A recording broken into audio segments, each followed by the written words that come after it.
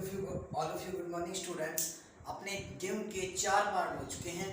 5 number part में जो कुछ बचा हुआ है यानी 3-4 रोग बाकी हैं और उसके ऊपर से कटाई या बंधाई है।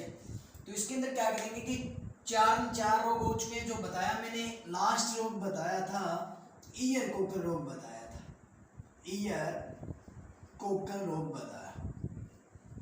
इसके अंदर बताया था कि जो मैंने बताया इसके अंदर जो निमेटोड के कारण होता है, जो निमेटोड था उसको सर्वप्रथम जो निमेटोड के या सूत्रकृमि के कारण होता है, तो इस निमेटोड की सर्वप्रथम किस वैज्ञानिक ने देखा था? जेटी निधम नामक वैज्ञानिक ने देखा था। निधम नामक, ये भी आप नोट लगा के लिख सकते हो कि किस वैज्ञानिक ने देखा। तो जेटी निधम नामक वैज्ञानिक ने गेहूं की फसल के अंदर देखा था। यहाँ तक अपना हो चुका है। अब बात करेंगे नेक्स्ट की, यानी 5 नंबर रोग कौन सा आता है। तो इसके अंदर बचा हुआ है टुंडू रोग। टुंडू रोग या इसे सेव भी कहा जाता है, सेव रोग भी कहा जाता है।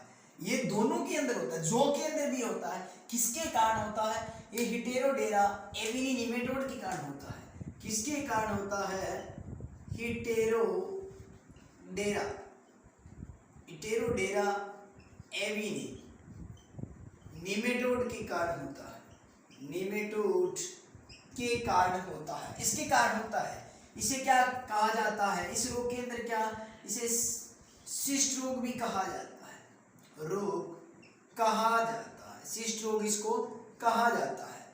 और क्या है इसके अंदर क्या होता है कि अगर इसका कंट्रोल करना चाहिए अपने, तो कंट्रोल के अंदर क्या देखा जाता है कि इस कंट्रोल के अंदर कि रोगरोधी किस्में भी होती हैं और इसके अंदर फसल चक्कर यानी फसल को अदल बदल कर बोने से भी यानी फसल चक्कर से भी इसका निर्धारण होता है।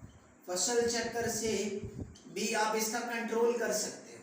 तो 1 नंबर बात। 2 नंबर में देखा जाए तो रोगरोधी यानी रोगरोधी किस्मों का भी उपयोग अपने कर सकते हैं। रोगरोधी किस्मों का अपने उपयोग इसके अंदर कर सकते हैं। इसे एग्जांपल में ले लीजिए कि जो रोगरोधी किस्में कौन कौन सी है। राजकिरण हो गया, जिसे आरडी 387 के नाम से जाना जाता है। उसके बाद आरडी 2035 2052 है, लेकिन वो जो की प्रजाति है, तो दोनों के अंदर ये कंट्रोल किया जा सकता है। अब अपना 5 नंबर रोग हो चुका है। नेक्स्ट रोग इसके अंदर कौन सा आता है? टुंडू रोग के बाद जो कंपटीशन में सर्वाधिक पूछा जाता है, कौन सा रोग है? कर्नाल बंट रोग। कौन सा रोग है? कर्नाल बंट रोग। कर्नाल बंट रोग आता है जो कंपटीशन में बहुत बार पूछा जाता है ये रोग। तो ये रोग किसके कारण होगा और किस वैज्ञानिक ने इसको पहचाना था? तो अपने पहले इसका कारण लिख देते हैं, किस कारण होता है ये, किस कारण होता है? तो निवोशिया इंडिका के कारण होता है। निवोशिया इंडिका के कारण, निवोशिया इंडिका के कारण ये फैलता है। अब इसको पहचाना किस वैज्ञानिक ने था? पहचान किसने की थी? तो इसकी पहचान 1930 के अंदर की गई थी। कब की गई? 1930 के अंदर। किस वैज्ञानिक ने की थी? तो एक मित्रा नामक वैज्ञानिक था। इस वैज्ञानिक ने खोज की थी और कहाँ की गई यानी कहाँ देखा गया था इसको? तो कहाँ देखा गया? करनाल हरियाणा के अंदर देखा गया था। तो करनाल हरियाणा के अंदर इस रोग को देखा गया था। बेकाने नामक बीमारी में देखा गया था। इस रोग को मित्रा नामक वैज्ञानिक ने कब देखा? 1930 के अंदर देखा था। उसके बाद इसको क्या कहा जाता है? इसको गेहूं का कैंसर कहा जाता है। गेहूं का कैंसर कहा जाता है, कैंसर कहा जाता है। और उसके बाद इसको क्या कहा जाता है कि जब यह रोग गेहूं की फसल में हो जाता है, तो पत्तियों बालियों के अंदर क्या है? सड़ी हुई मछली जैसी गंध आती है। सड़ी हुई मछली जैसी गंध आती है। सड़ी हुई मछली जैसी गंध आती है। तो ये पूछा जाता है क्वेश्चन कि गेहूं का कैंसर किस रोग को कहा जाता है? करनाल बंट को। या सड़ी हुई मछली जैसी गंध किस रोग के कारण आती है? तो करनाल बंट के कारण आती है। होता किसके कारण है? निवोशिया इंडिका के कारण होता है। किस वैज्ञानिक ने, मित्रा नामक वैज्ञानिक ने 1930 के अंदर करनाल हरियाणा के अंदर इसको पहचाना गया था। नेक्स्ट वो कौन सा आता है, 7 नंबर पे आपने डालना है। 7 नंबर पे आता है, 7 नंबर पे आता है गेहूं का मूल्य।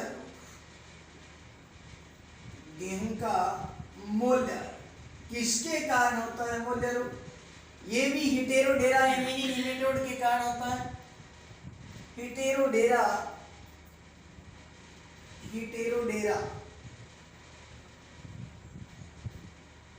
एमिनी निमेटोड के कारण ये रोग भी परेशान करता है। सबसे ज्यादा परेशानी इसी यानी जौ के अंदर भी होता है, गेहूं के अंदर भी होता है हेटेरोडेरा एमिनी। इसके अंदर भी कंट्रोल फसल चक्कर और रोग रोधी किस्मों से कर सकते हैं, फसल चक्कर से भी। और 2 नंबर पे आता है रोग रोधी किस्म।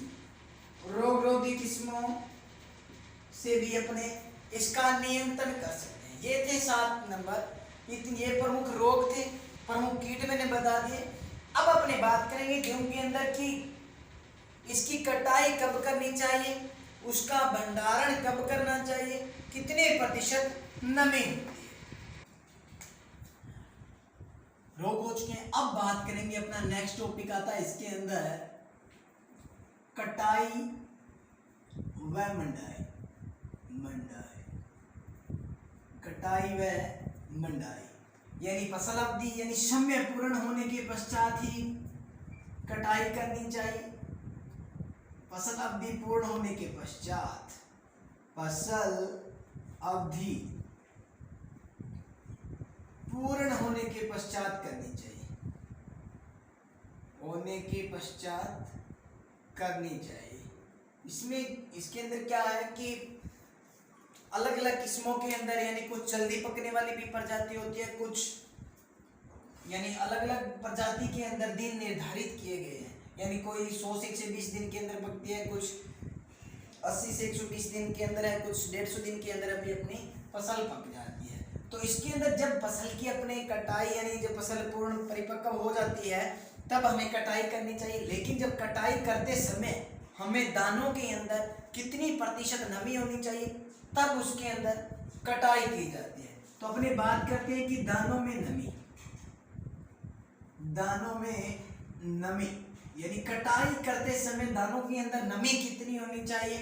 तो नमी होनी चाहिए 20 से 25% दानों के अंदर नमी है तब इसकी कटाई कर देनी चाहिए।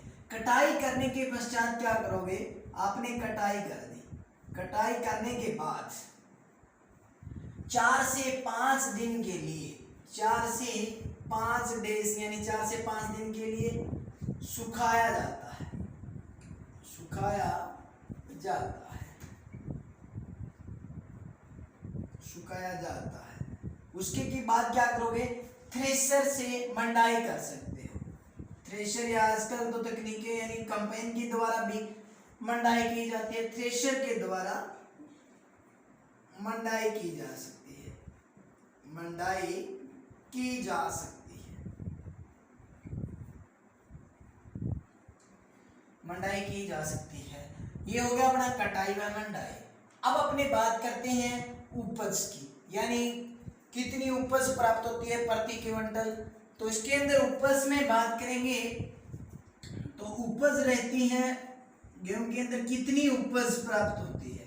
तो अपने औसतन देखा जाए कि औसतन इसकी उपज कितनी प्राप्त होती है।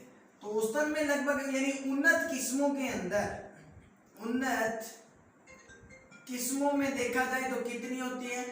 तो उन्नत किस्मों के अंदर 40 से 50 क्विंटल प्रति हेक्टर औसत उपज प्राप्त होती है।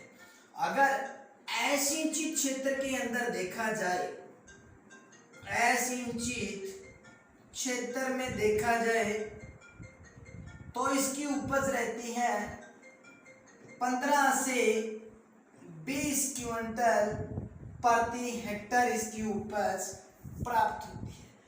अब इसका हमने कटाई भी कर ली, उपज भी हमें देख लिया। तो अब इसके अंदर क्या है कि इसका स्टोरेज यानी भंडारण भी करना है। तो यानी भंडारण कितने नमी पर किया जाता है? तो भंडारण किया जाता है गेहूं में लगभग अलग अलग फसलों के लिए अलग अलग भंडारण नमी होती है, लेकिन अनाज वाली फसलों के अंदर भंडारण लगभग टोटल जो अनाज की फसलें हैं उसका भंडारण होता है 10 से 12% नमी के अंदर आप भंडारण कर सकते हो, स्टोरेज कर सकते हो इसके अंदर। अगर अनाज के अलावा दाल वाली है 8 से 9% नमी पर, तिल यानी अलग अलग फसलों के लिए 6 से 8 से, तिलहनी फसलों के लिए आ गया, मसाले वाली फसलों के लिए अलग अलग फसलों के लिए अलग अलग नमी निर्धारण की गई है भंडारण के लिए। आज के लिए स्टूडेंट्स इतना ही रहेगा। अपने 5 क्रॉप हो चुकी है। नेक्स्ट वीडियो के अंदर अपने एनिमल हस्बेंड यानी एएचडी की बात करेंगे, उसके अंदर कुछ डिजीज है जो इंपॉर्टेंट रहती है, उसके बारे में नेक्स्ट वीडियो में आपको मैं लेके आऊंगा पशुपालन दुग्ध विज्ञान के लिए। Thank you.